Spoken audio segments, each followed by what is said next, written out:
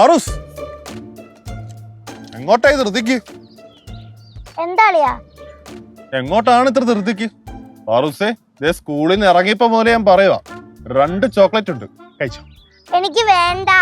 വീട്ടിൽ ചെന്ന് കയറി കഴിഞ്ഞാൽ കേശുവട്ടം കഴിക്കും, പിന്നെ തന്നില്ലാതെ എന്റെ അടുത്ത് പരാതി പറയും. എനിക്കൊന്നും വേണ്ട, കേശുവണ്ണ തന്നെ കൊടുത്തോ. ഉറപ്പാ? ഉറപ്പാ. ഇത് വിഷയമാണല്ലോ.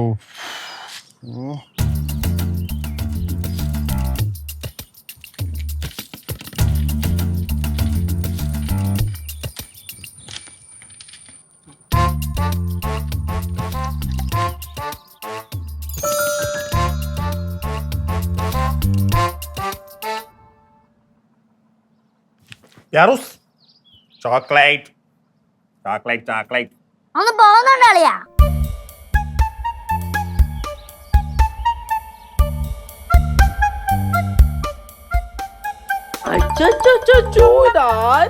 എന്റെ പാറുമോളോ? എന്റെ പൊന്നുമോള് സ്കൂളിൽ പോയതിനു ശേഷം ചേട്ടാ ഇന്നിങ്ങനെ ആലോചിക്കുമായിരുന്നു, എന്റെ കുഞ്ഞിനെ കാണാനില്ലല്ലോ, എന്റെ കുഞ്ഞിനെ കാണാനില്ലല്ലോ, എന്റെ കുഞ്ഞിനെ കാണാനില്ലല്ലോ. എന്റെ മോനെ വന്നല്ലോ.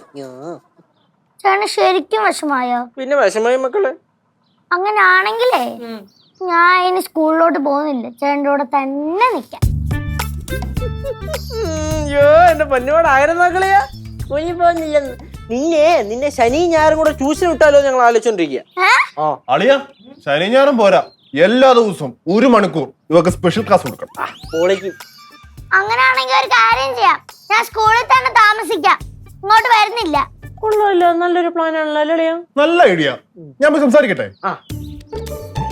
ചേട്ടാ, ഞാൻ ചേട്ടന്റെ കുഞ്ഞനിയത്തിയാ, കുറച്ചെങ്കിലും സ്നേഹം വേണം. തന്നെ മക്കളെ തന്നെ, നീ എന്റെ കുഞ്ഞനീത്തിയാണ്.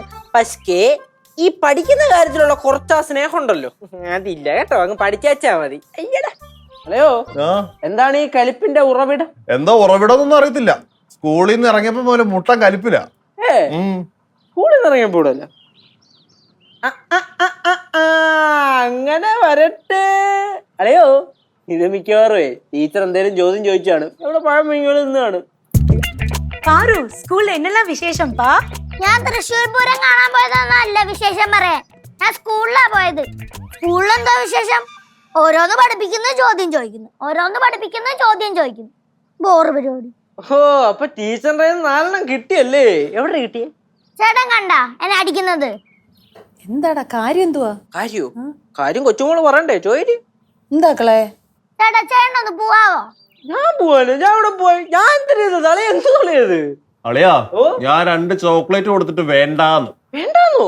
പിന്നെ വേണ്ട, ഇങ്ങട്. ഞാൻ പറഞ്ഞ വേണ്ടെന്ന്. അളിയനാ മിഠായി തന്നെ, എനിക്കൊക്കെ വേണം. മകളെ ഒരു കാര്യം ചെയ്യാത്ത എന്നിട്ടേ കുളിച്ചിറങ്ങിട്ട് വെള്ളം തിന്ന്, എന്നിട്ട് ഹോംവർക്ക് ചെയ്യാൻ നോക്കും. അതൊക്കെ ഞാൻ രാത്രി ചെയ്തോളാം. രാത്രി ചെയ്താൽ പോരാ, ലച്ചേച്ചിയുടെ സ്പെഷ്യൽ ഓർഡർ ഉണ്ടേക്കരെ. നീ വന്ന് ഫുഡ് കഴിച്ചതിന് ശേഷം 1 മണിക്കൂർ ഹോംവർക്ക് ആയിട്ട് നിന്നെ ഫ്രീ ആയിട്ട് വിട്ടാൽ മതിയെന്ന്. ഒരു തരത്തിലും ജീവിക്കാൻ സമ്മതിക്കൂല അല്ലേ? കുറച്ച് കഴിയുമ്പോഴേ നല്ലൊരു തരത്തിൽ ജീവിക്കണ്ടേ, അതിനു വേണ്ടിയാണ് ഈ പറയണത് കേട്ടാ. അതൊക്കെ എന്റെ കൊച്ചു പഠിച്ചോളൂ. മക്കള് വാ വാ, എന്റെ പൊന്നോളൂ.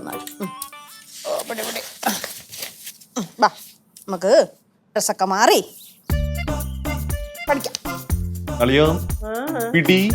പിടിച്ച് എനിക്ക് ഇത്രയും കൊല്ലമായിട്ട് മനസ്സിലാവാത്ത ഇതാണ്. അതായത് ഈ അച്ഛനമ്മമാരായിരിക്കുന്ന സമയത്ത് അവര് പിള്ളേരെന്തായാലും ചെറിയ തെറ്റ് ചെയ്താലോ അല്ലെങ്കിൽ പഠിക്കാന്നില്ലെങ്കിലോ ഭയങ്കരമായിട്ട് വഴക്ക് പറയും, പറഞ്ഞല്ലേ? അതേ സ്ഥാനത്ത് അവർ ഈ അമ്മൂമ്മയും അപ്പൂപ്പനും ആയി കഴിഞ്ഞു കഴിഞ്ഞാൽ പിള്ളേരോട് ഭയങ്കര സ്നേഹമായിരിക്കും, അതായത് കൊച്ചുമക്കളോട്. അയ്യോ മക്കള് പഠിച്ചോളൂ എടാ, എന്റെ മക്കളെ എന്തിനാ അടിക്കുന്നേ, അതാണ് ഇതാണെന്നൊക്കെ പറഞ്ഞു. എന്തെളിയാ അങ്ങനെ? അളിയാ, നമ്മളെ വളർത്തി വലുതാക്കി കഴിയുമ്പോഴേ മാതാപിതാക്കൾക്ക് മനസ്സിലാവും ഈ വടക്കു പറച്ചിലും ഉപദേശത്തിലൊന്നും ഒരു കാര്യമില്ല. അപ്പൊ പിന്നെ കൊച്ചുമക്കളോട് ഈ ദേഷ്യവും വാശിയൊന്നും കാണിക്കാൻ നിൽക്കത്തില്ലല്ലോ, ഉള്ളി സ്നേഹം. അത് പറഞ്ഞൊരു കാര്യമുണ്ടല്ലേ? വേണ്ട, കുറച്ചൊരു ചെറിയ